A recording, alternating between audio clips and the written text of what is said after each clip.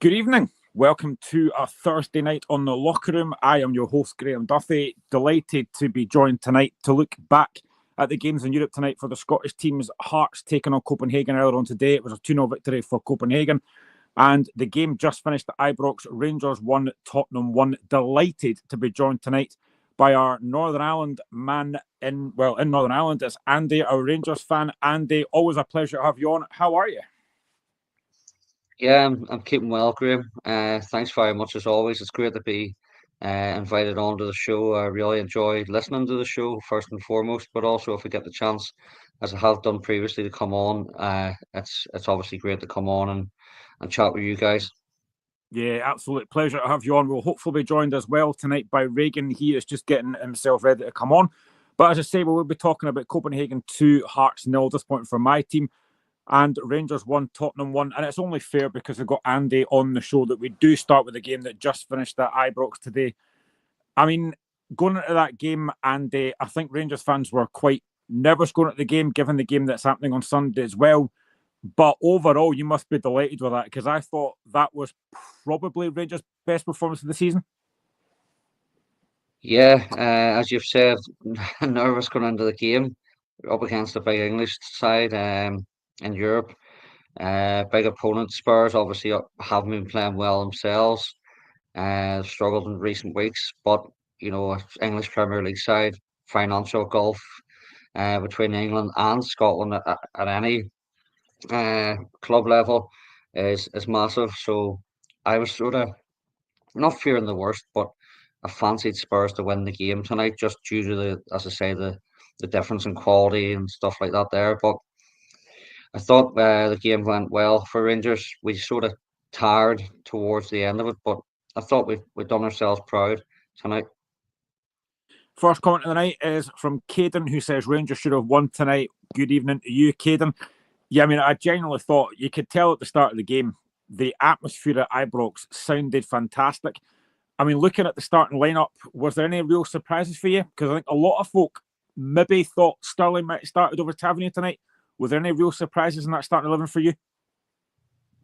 Um, I wouldn't say surprised, but yeah, fair enough for Clement's team selection tonight. But Tavernier started and done very well. There wasn't any player that played badly, but I thought Sterling might have started myself personally. But he picked the team tonight, and I think he picked the right team.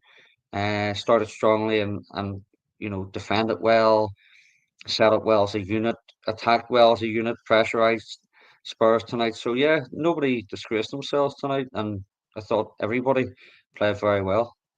Yeah, what was really, really impressive about Rangers tonight, from all of the game, but especially first half, was the way they went about the press. They really didn't give Tottenham any time on the ball. And you know that if you give guys like Son and Madison time and space in the ball, they will cause you problems. But I thought Rangers pressing, especially first half, and the intensity they played at was really impressive.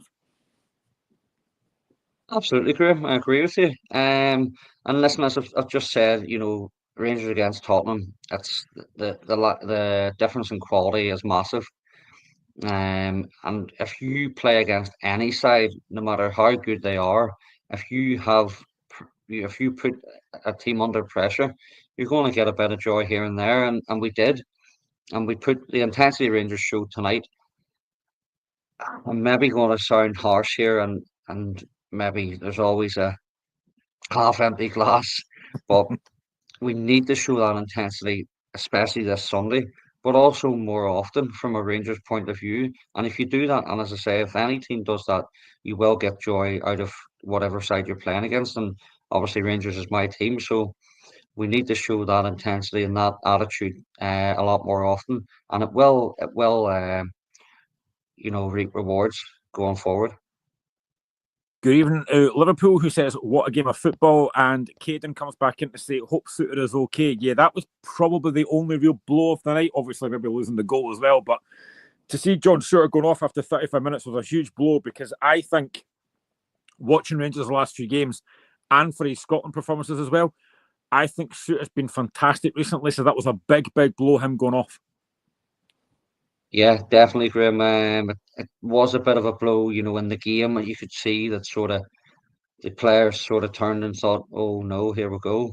And it sort of gave me a flashback of the Liverpool game at Ibrox, and was whenever Connor Golson went off, and I was like, "Oh, here we go again," sort of thing. But it wasn't, the result sort of wasn't that way. But John Souttar has been excellent for both Rangers and Scotland.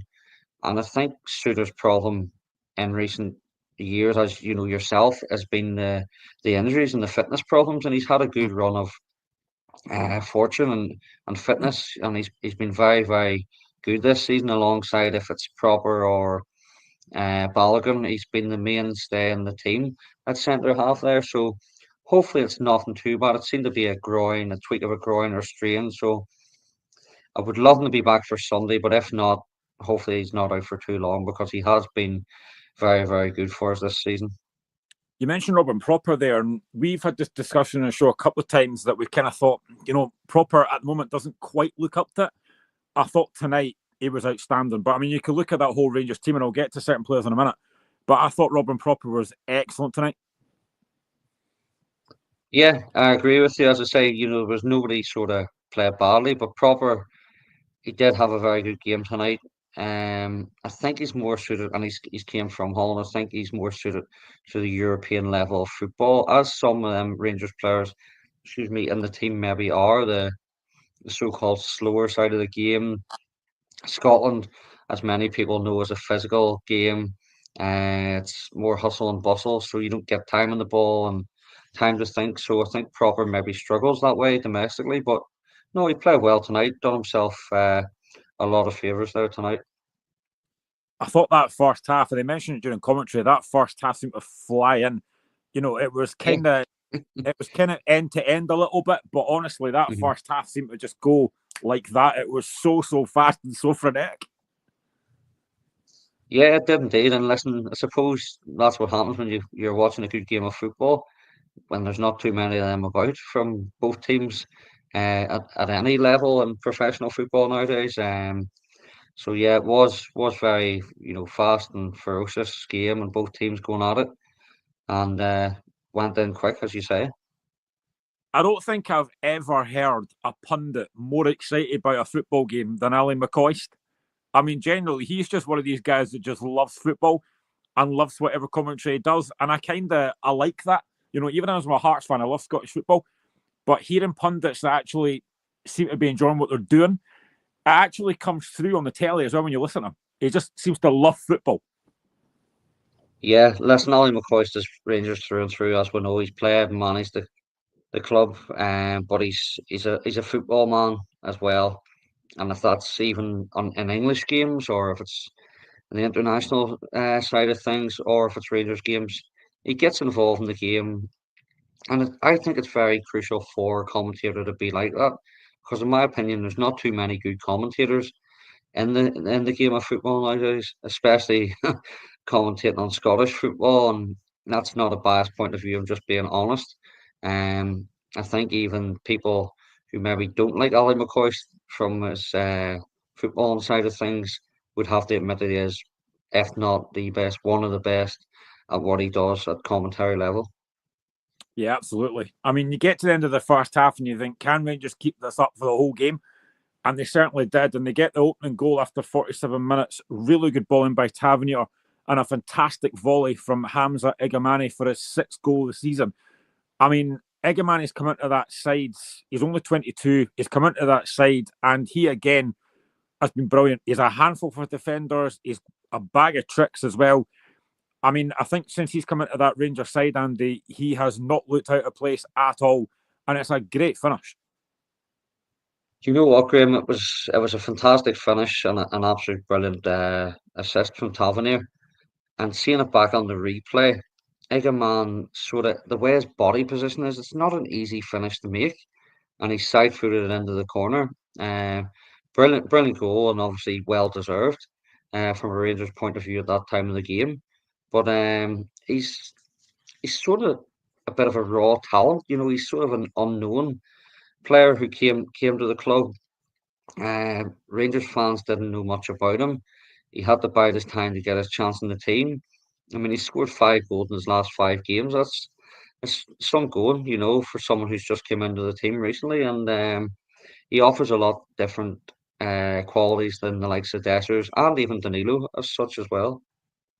I think even if you look at the game against Ross County, now I know there was a slight deflection, but he's willing to take the shot on. And I think anytime I've seen him, you're right, he is a raw talent, but there's definitely something about him. He gets himself in the right position. He wants to score goals, but it's not just that. It's he's physical, he's strong, he doesn't get pushed off the ball very easily, and his work rate, I've noticed his work rate is very, very impressive. I mean, how much of a difference has he made to that Rangers side? It's made a big difference, so he has. In recent weeks, we didn't start the season off well, but in recent weeks we've sort of came on a bit better, and we're still chasing Aberdeen and Celtic domestically. So there's a lot of work still to be done. But he has made a big difference in terms of the forward point of view and scoring goals, obviously.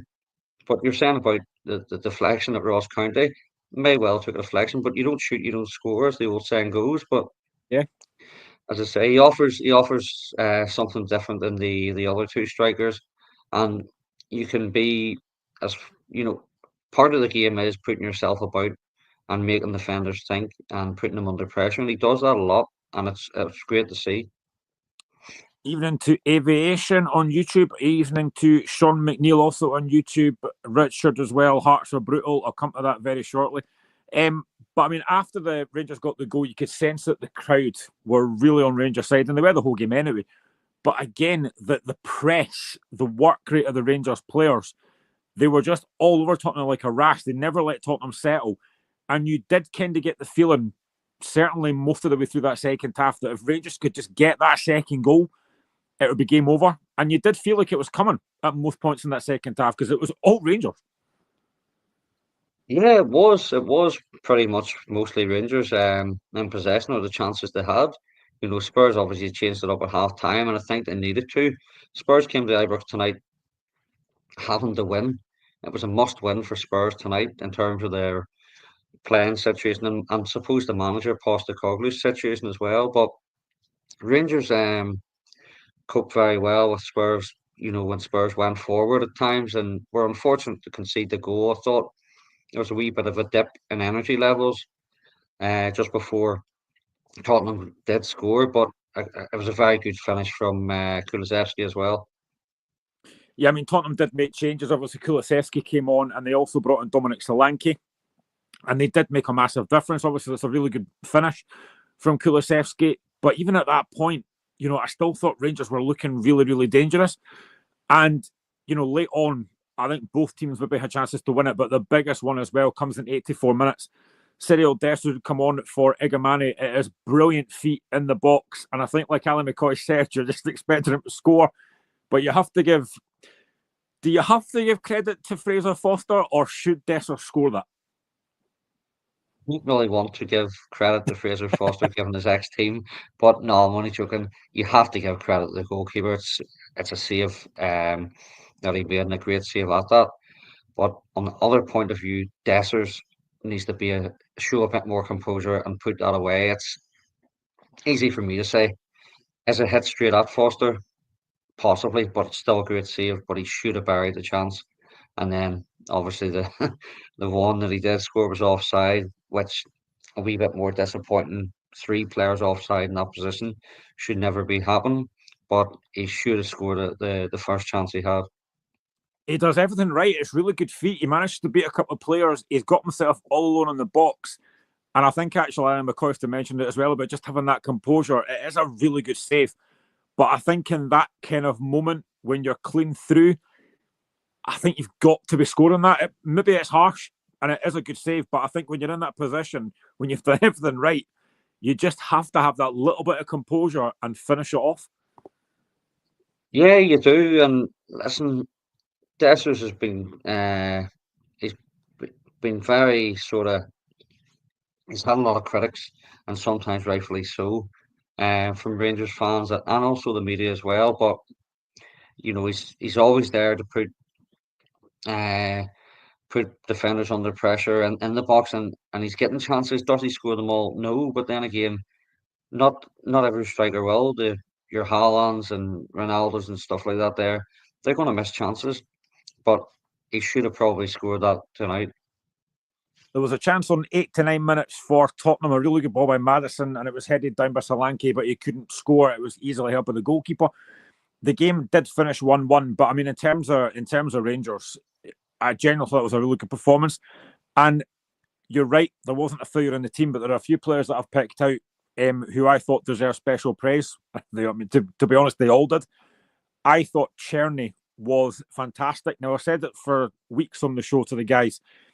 He always looks that kind of one player that looks like he's going to create something for Rangers. And I thought tonight, again, he was brilliant. He's so creative. He's quick. He's a lot quicker than I think folk give him credit for. It was no surprise he went off late on because I think he was knackered. But I think Czerny has looked excellent anytime I've seen him.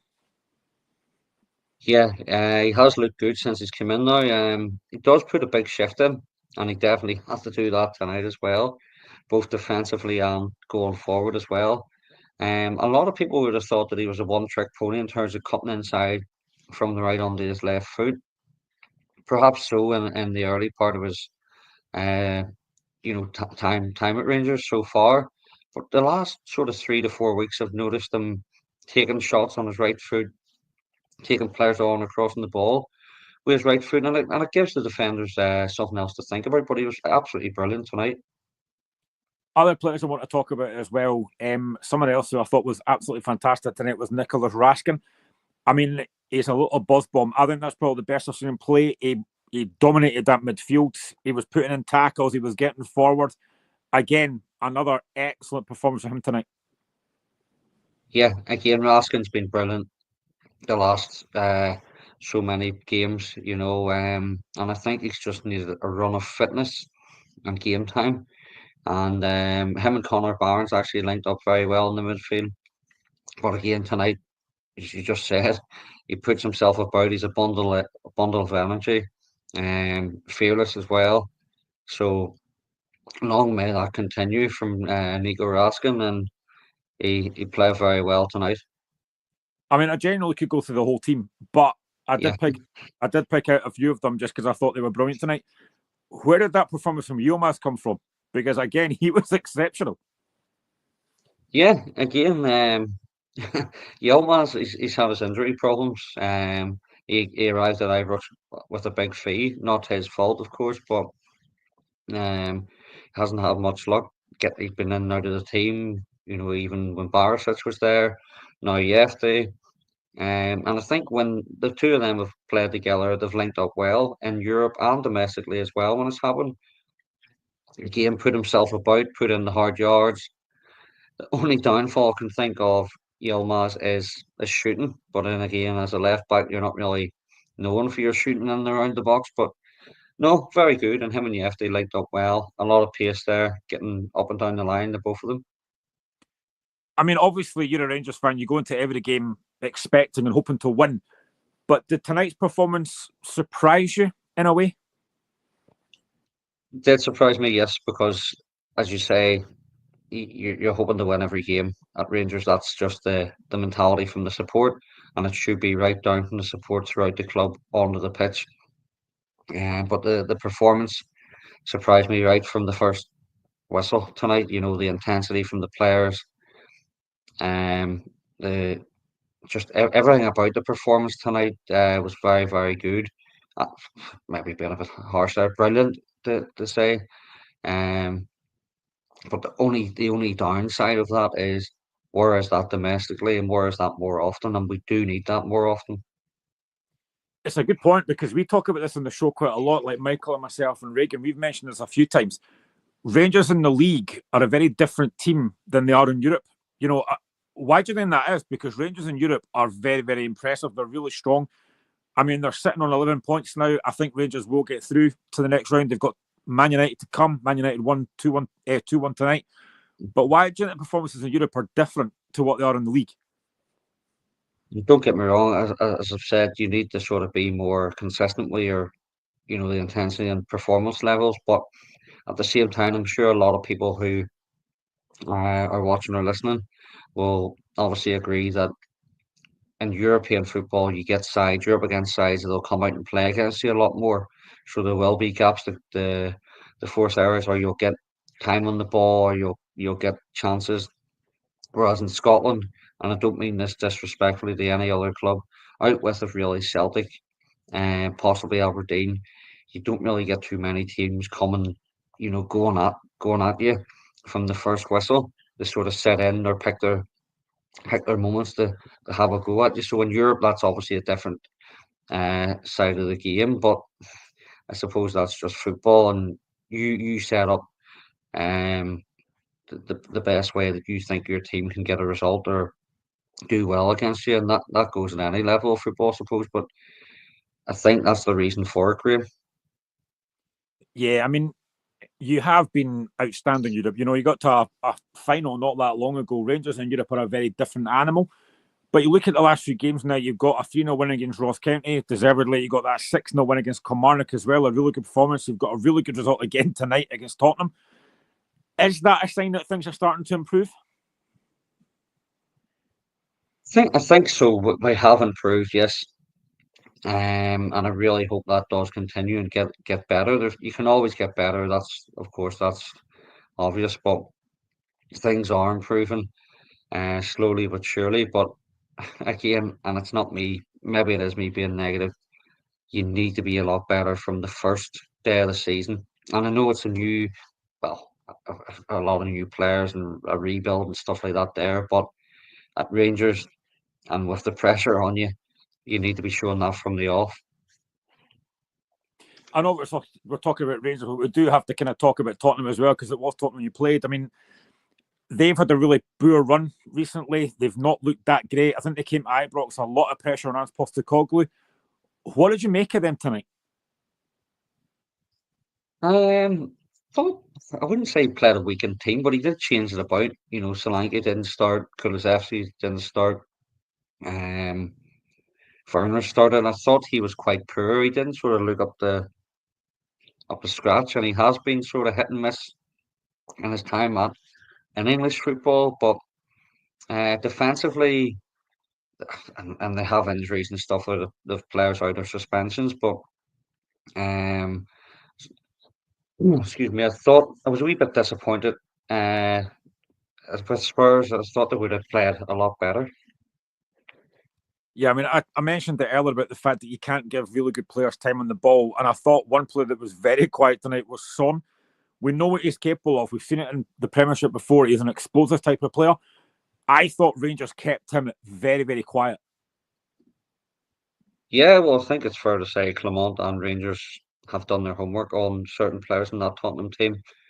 Son being one, he's sort of the main man, isn't he, in the team? He's the captain, but yeah, we kept him quiet throughout the night. He did have a couple of glances or stuff like that there, but overall, Rangers sort of coped well with him.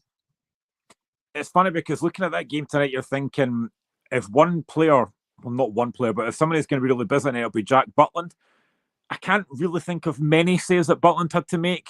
I think he had one in the second half, but he wasn't really troubled that much. Yeah, one in the second half from, I think, Poro.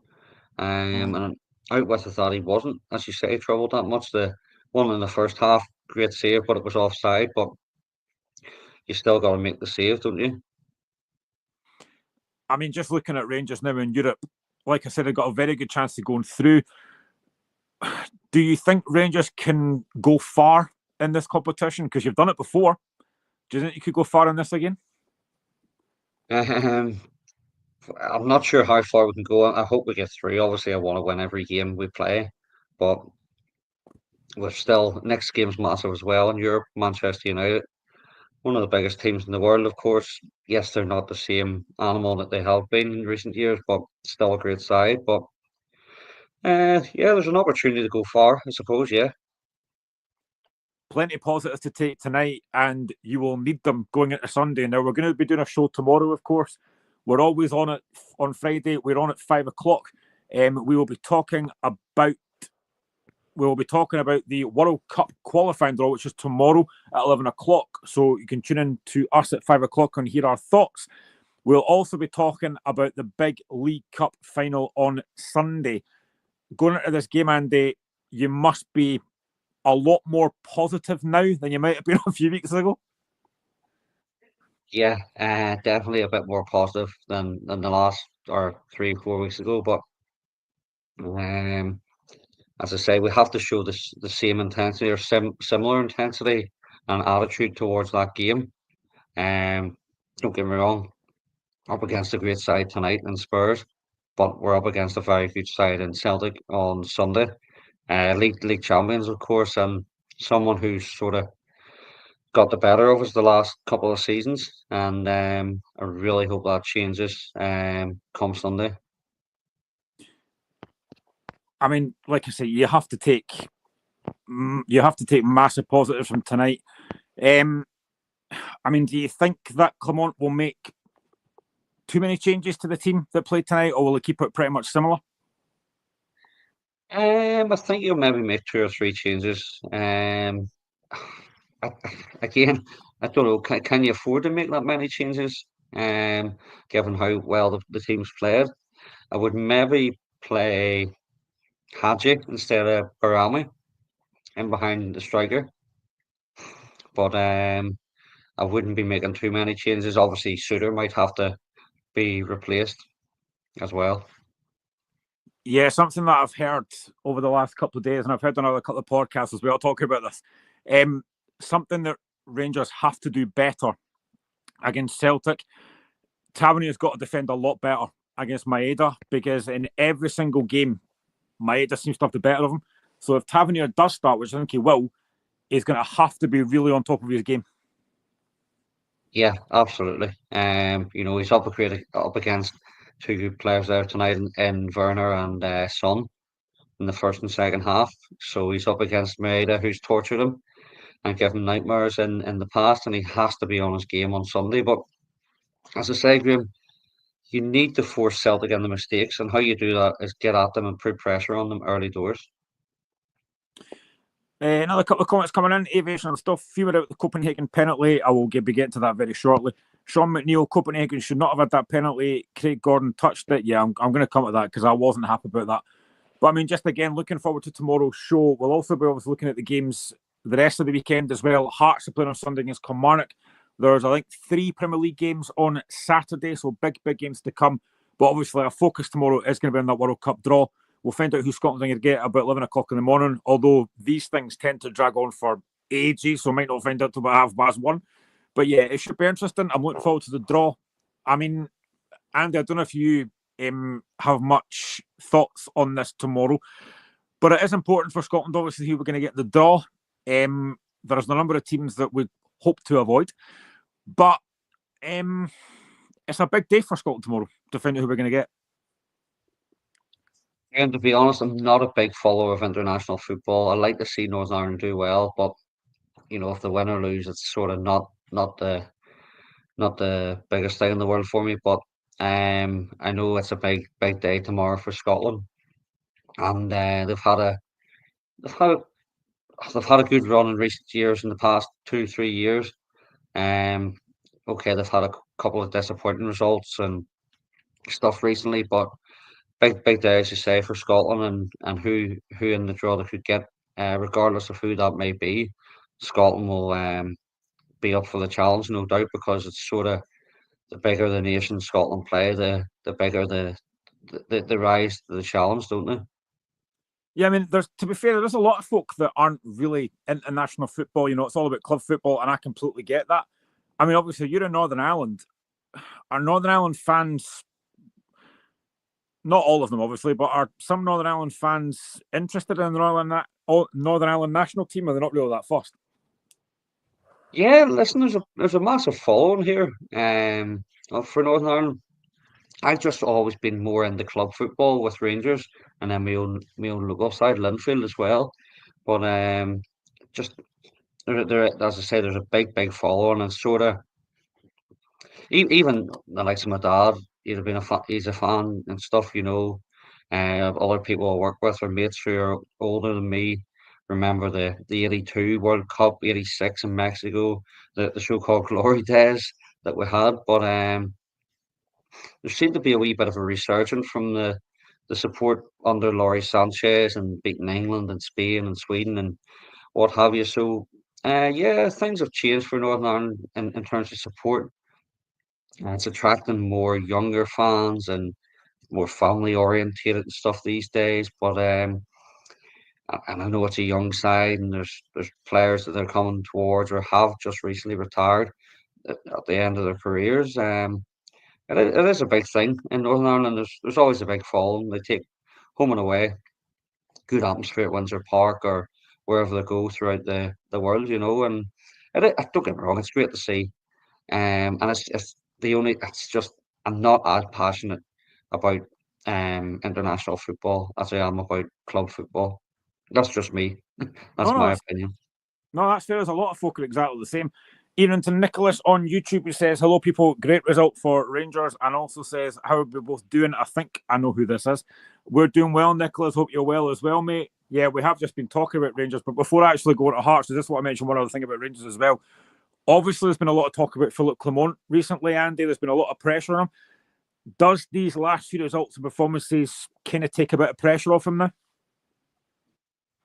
I would say so, possibly, but there's always a but, isn't there?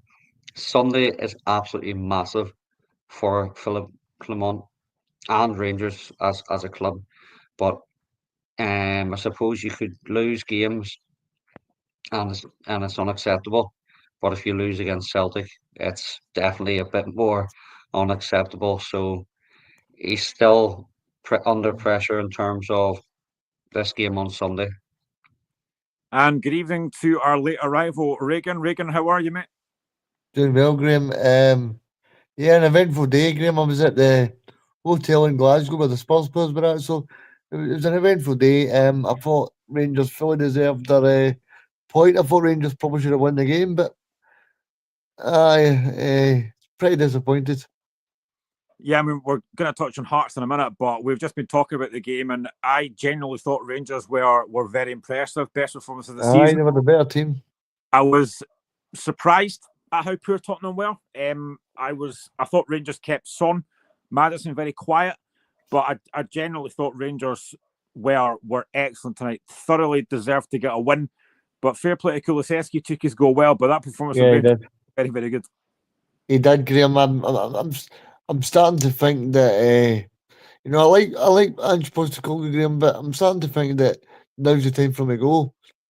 Not just in the back of the Rangers performance, but on the back of the performance on Sunday where Spurs go 2 goals up. But this is not a night to talk about Spurs game. This is the night to talk about Rangers. I thought Rangers were absolutely brilliant tonight. They fully deserved the 3 points. They got 1 point. Spurs got let off the hook. I just thought Rangers were fantastic. I really did. They played really well. I don't know if you guys have spoken about it, but that chant from Dessers, I Yeah, was going nuts. I was going nuts. I thought Dessers had scored. I thought he'd scored. But honestly, I thought Rangers played really well tonight. I thought that the manager can take full credit because I thought Rangers defended really well. I thought the Spurs midfield, the Spurs forward weren't really involved in the game until second half in the game. But yeah, just from a Spurs point of view, it's disappointing. But Rangers were fantastic.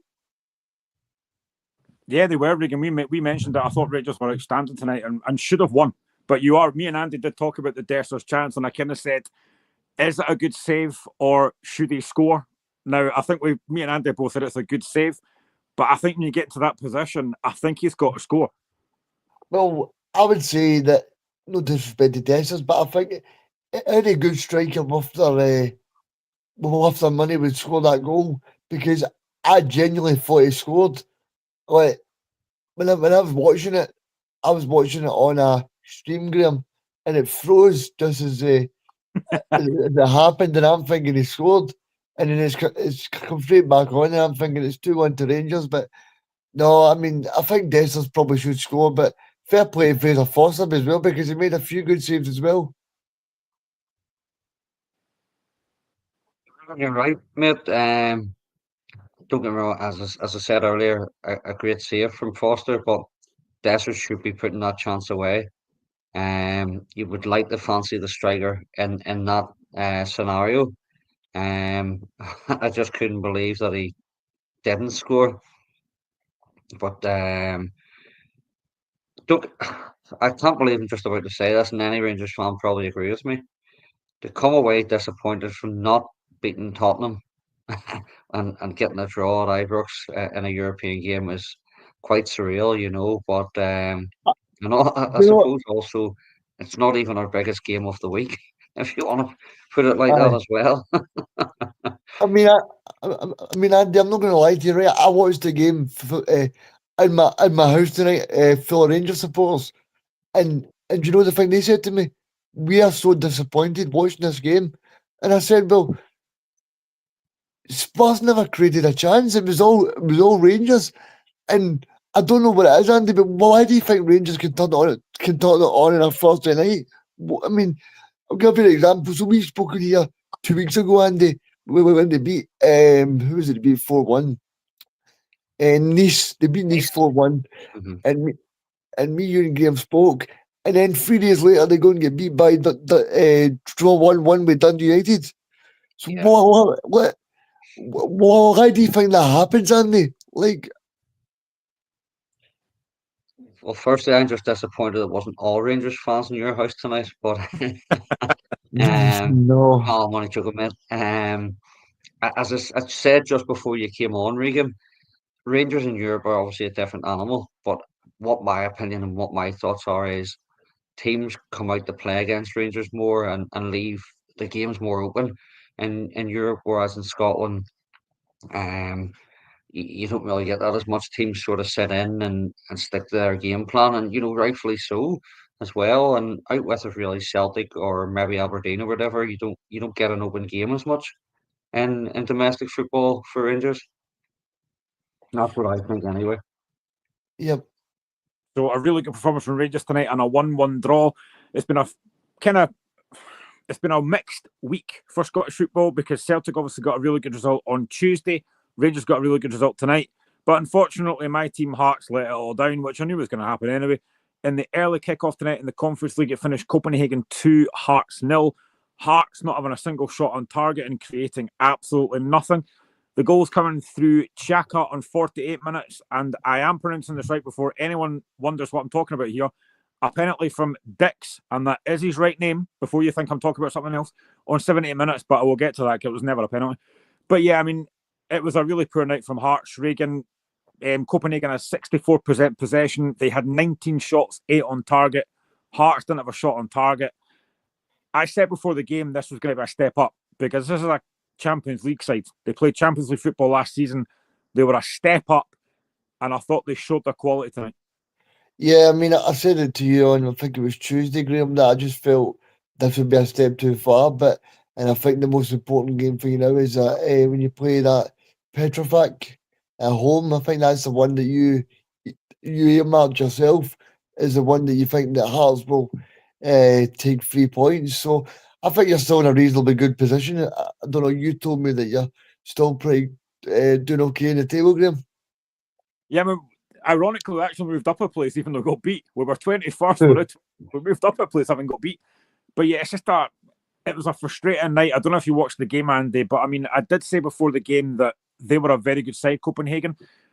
I was disappointed in our setup. Now, I've been really impressed with Neil Critchlow so far. I think he's done very well. But I thought our midfield was well off it tonight, and we couldn't get a foothold in the game, and we just created absolutely nothing going forward. I only caught a wee bit of the first half, Graham. Unfortunately, I didn't see much more of it. But I think everybody expected Copenhagen to win. But as you just said there, the setup, the way Hearts set up was maybe a bit disappointing tonight. And as you've just pointed out, and you'll get to it, the penalty incident was a bit harsh as well on Hearts. But Copenhagen are a well established side in European football. Hearts weren't disgraced tonight from what I've heard. But again, it's disappointing the way defeats came about for the team. Yeah, I mean, like I said, we can go at this game. I always earmark that Petrol Cup game next week as the one that I think we could win, because that gets us 9 points if we win that game, which probably takes us through to a playoff place. But I mean, the big blow, apart from losing the 2 goals, was the injury to Frankie Kent. He goes off after 35 minutes, and it looks a bad one. I mean, our injuries are just getting worse. We've obviously got Benjamin Ingame out, Noonhoff's been out. We've now got probably Kent out. Kingsley's out for a while. Our injury list is getting longer and longer. Yeah, I think that's the only thing that you could really see from Hearts' point of view that is a bad thing at the moment, because the most important thing for you guys, as much as you'd like to do well in European football, is to make sure that you get back to taking 3 points in the Scottish League, because you want to stay up and you want to do very well. And I think the manager's done well so far. I always speak to you after a Hearts game, and you seem to be impressed about what the team is doing. And I think that's a big blow, but I suppose the other benefit for you, Graeme, is that the January transfer window is not too far away. Yeah, I mean, Andy, I honestly expected nothing today because I knew they were a very good side. But I think the frustration with me is that when we did get on the ball, we didn't keep it. And when you go to places like that, you've got to have a spell of possession. We didn't do that. Every time we got it, we gave it away. And against teams like Copenhagen, you just simply cannot afford to do that. Yeah, of course, you go to places like that, you've got to learn to take your chances when they do come. And obviously, Hearts were disappointed in front of goal, not registering a shot on target. But you've got to keep the ball better, defend, well, and be on your game at the back as well as up front. But it's frustrating because it's the basics of football, and against higher level opposition, you've got to be doing that very well. Hearts obviously didn't do that tonight and haven't done that at times even domestically this season. But with a new manager coming in, he's sort of put his own stamp on things. The players are starting to buy into it and stuff like that there. And as Regan's just pointed out, January is next month. It's a chance for hopefully the board to back the manager and get behind him financially, and he can hopefully bring in uh, a couple of players to strengthen the team and give them a boost to get yourselves obviously back up to the league, because maybe Europe is a bit of a distraction for the likes of Hearts this season, but domestically Hearts should be doing a lot better than what they have been this season. Yeah, Regan, I mean, I've said this previously. I genuinely think that Europe's a bonus. Of course, it's great to get the money that we get from European games if we win the games. And obviously, the fans travelling to Copenhagen, travelling to Bruges, they've had a great time. But I've always seen Europe as a bit of a bonus. For me, the league's the bread and butter. And you mentioned it there a minute ago. It's important for Hearts to climb the league. Then we got the win against Dundee last week. We now go to Kilmarnock on Sunday, minus Lauren Shanklin because he's suspended. But I think for me, I'm looking at the league as the more important thing, and Europe's a bonus. Yeah, it definitely is. I mean, I think for any Scottish club, it's a bonus, even for Celtic and Rangers. I mean, the most important thing is your bread and butter, that you win leagues and you do well in the league as well. And I think it's no different for Hearts. That the most important thing for them is that they qualify for Europe and they do well. And I think for this year it's a bit different because Naismith got off to a bad start, and that's put them in a difficult position in the league. The most important thing for the squad this season is to stay up and try and get into that top 6 if possible. I mean, Sean says, Graeme, what did you think of Shanklin tonight? I thought in the first half he was actually all right. He held the ball up. He tried to get involved. Second half, he got absolutely no service. I thought Kenny Vargas was really poor. Alan Forrest was offering nothing. But I was going to actually talk about Lawrence Shanklin because he's been under a lot of pressure recently, Andy. Obviously, hadn't scored in a number, I think it was 12 games before he scored on Saturday. He's went through a lot of stick.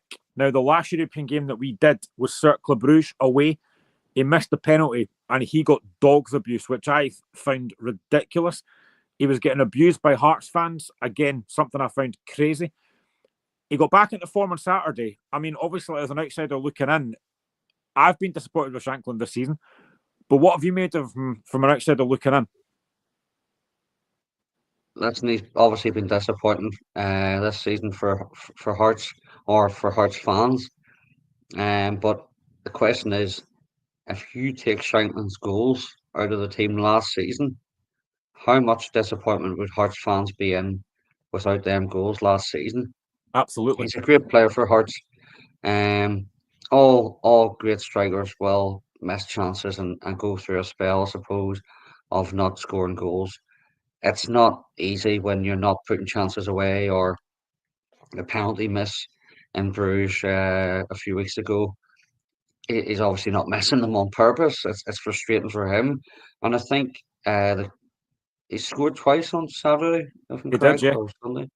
Yeah, I think seeing his first goal back, it was a wee bit more of a relief after he scored, and the second one he took well as well, But um, strikers will miss chances, as frustrating as it is, and we have that at Rangers with Dessers at times. But it just shows you how much Hearts rely on Lawrence Shankland as well at times, because he seems to be the main man chipping in with the goals.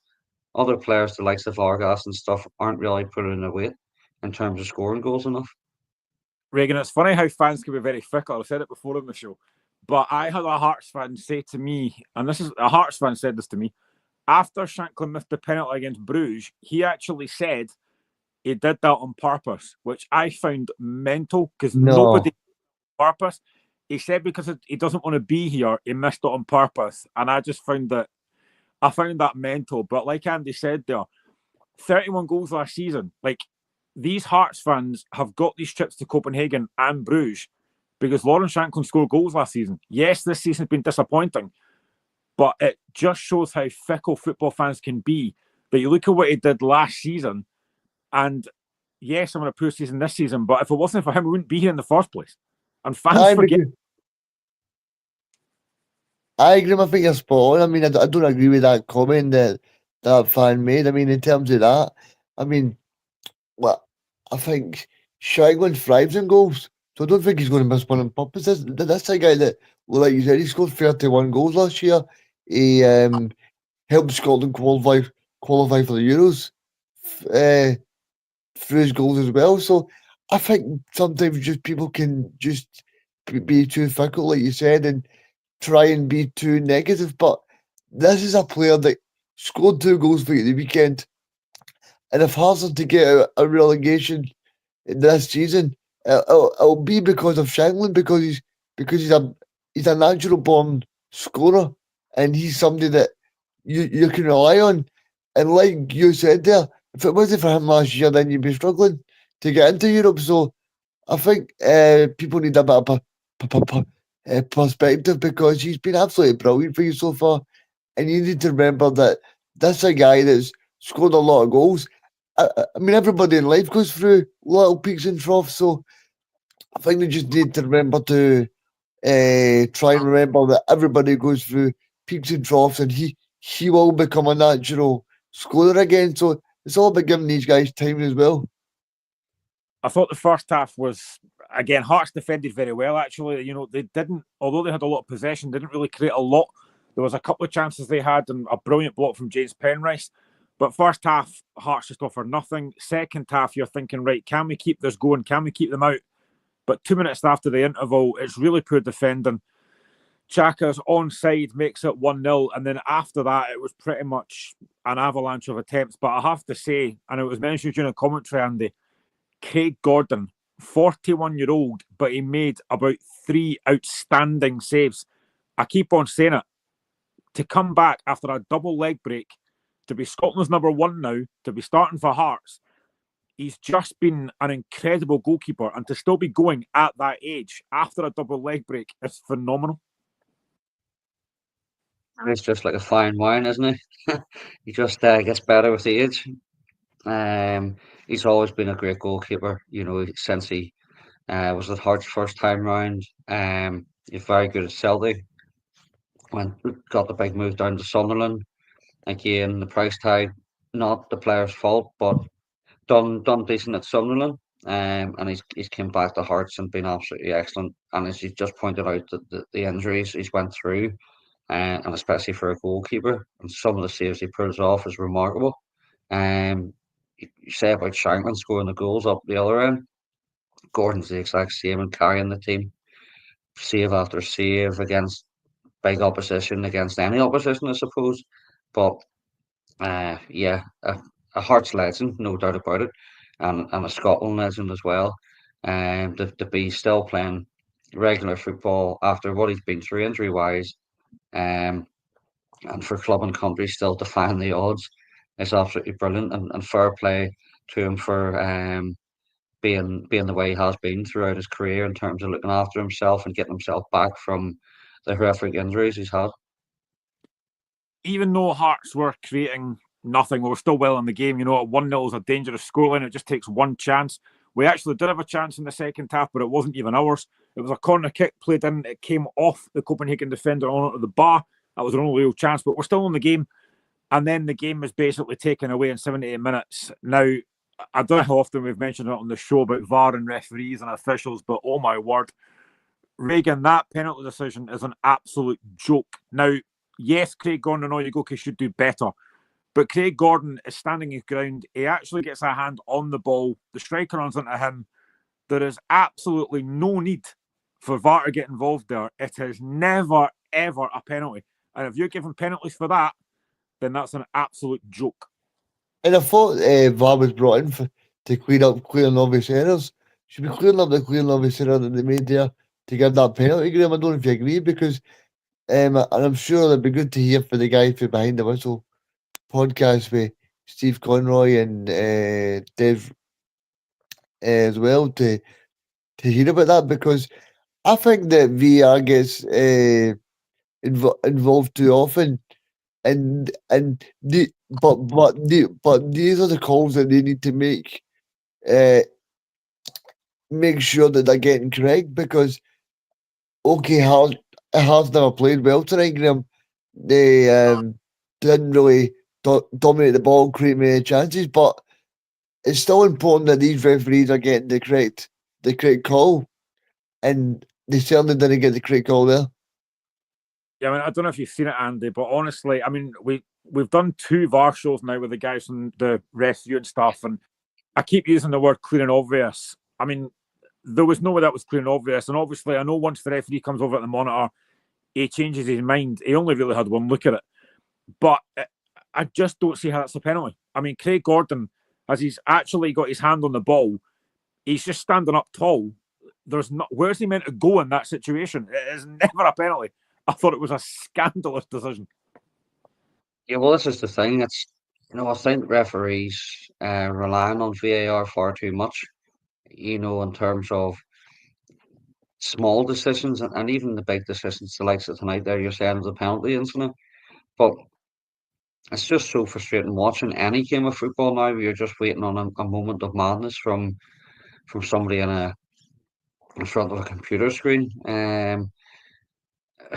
It's just, as I say, it's just frustrating that some of the decisions that they are making, and it's costing teams points, or it's costing teams places in the leagues, or their place in the division even as well at the end of the season through small matters which end up being big matters, and it's disappointing as a football fan that this goes on week after week, and in Scotland and in Europe it seems to just go on all the time.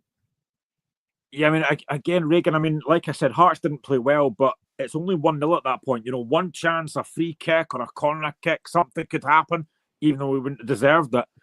But that just takes the game totally out of our hands. And for something that, for me, is not that the VAR does not need to get involved there. I mean, why is the guy on VAR looking, right, I need to get the ref involved here? Because you can clearly see Craig Gordon gets a touch in the ball first and foremost, and then the striker in front of him. I mean, why are you getting involved in that? There was no need.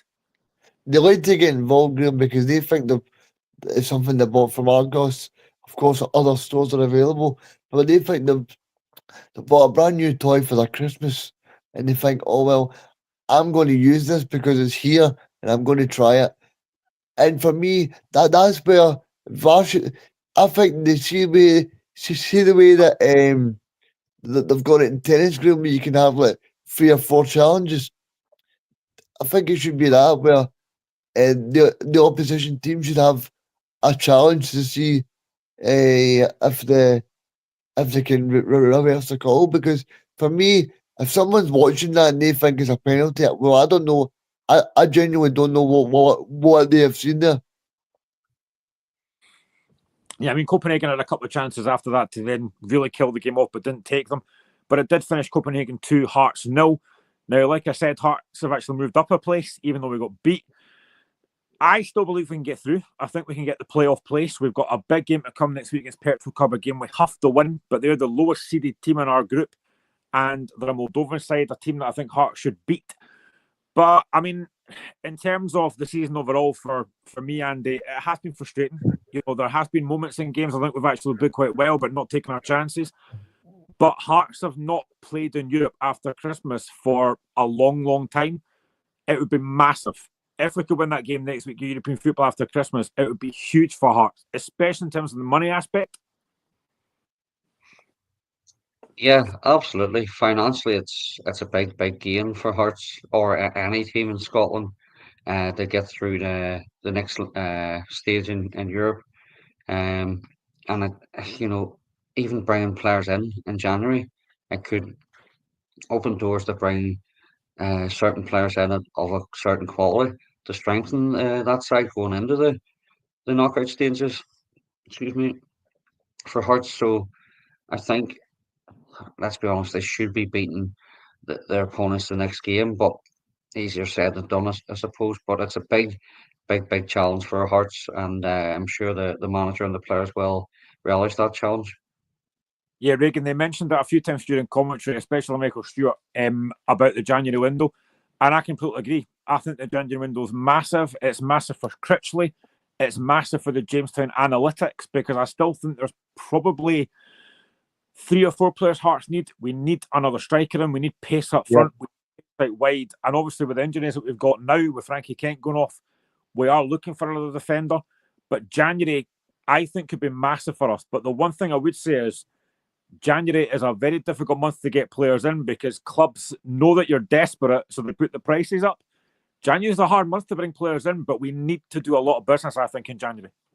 Yeah, I think it is a hard month for him, but I think Neil Critchley, he would have known that he would have needed players for January. So hopefully he's got players that he can look at from previous clubs and go, right, well, he's somebody that I can maybe call and say, look, I'm now at Hearts. You've worked with me before, because you look at Brendan Rodgers and Schmeichel.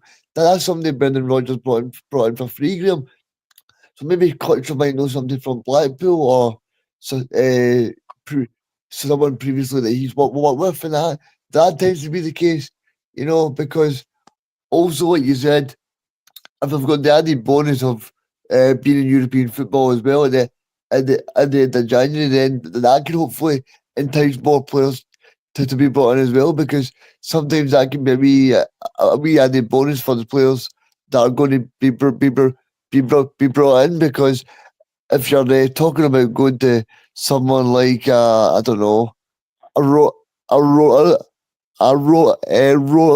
or a Hearts, but Hearts have got European football, then that can be a kind of something that can want players to be able to join Hearts.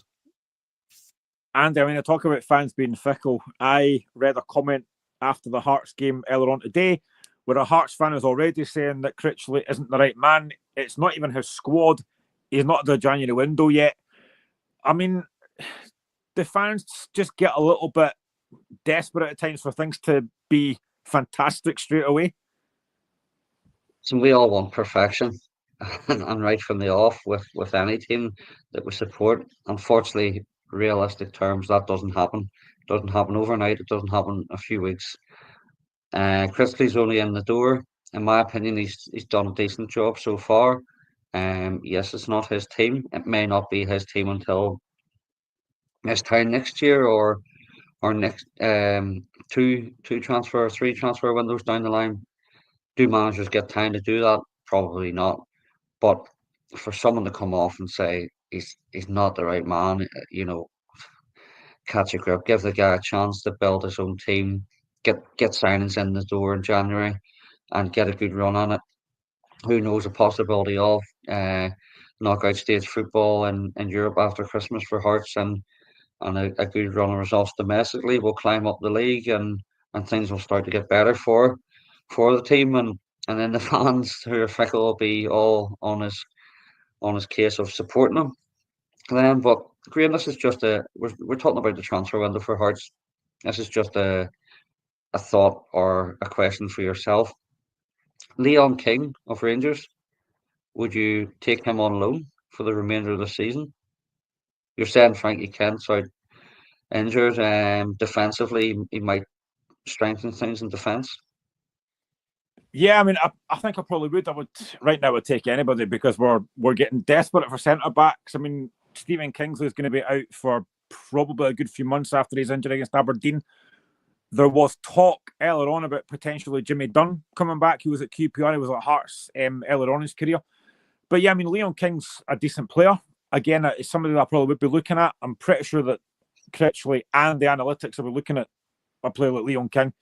And right now, it's something I'd probably take because we're getting desperate for centre backs. I mean, I've seen injuries at Hearts before, but this is ridiculous now. Every week somebody's going down injured. I was going to ask you, Graeme. See, in terms of the analytics, so are they definitely going to be brought in for January? Aye, They're in now. all right, aye. It was the analytics that brought in Neil Critchley, so it has been getting used. And Neil Critchley came out about 2 weeks ago and said they've already got a striker lined up. I don't know who it is, but they've got a striker lined up to come in January. Oh, that's good. The analytics has been used already.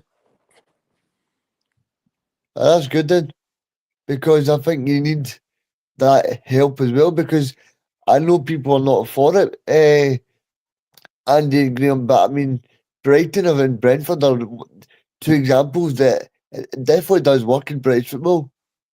No, absolutely. So we are out of time. Thank you, as always, to Reegan for coming on tonight, and also thank you very much to Andy for coming on. Much appreciate you coming on, mate. Rangers 1, Tottenham 1, Copenhagen 2, Hearts 0. So a mixed night for Scottish teams in Europe. We are obviously back on, as I said, tomorrow, 5 o'clock, and we will be looking back at that World Cup qualifying draw, 11 o'clock in the morning tomorrow. Like I said, it'll probably take about 2 hours because it goes through the whole rigmarole. But we'll also be looking forward, of course, to that big League Cup final on Sunday, Celtic against Rangers at Hampden Park. Hope you can join us tomorrow at 5 o'clock. Thank you for all your comments. Thank you for all your likes. It is much appreciated. And we will do this all over again tomorrow. Take it easy, people. Following Rangers and Hearts in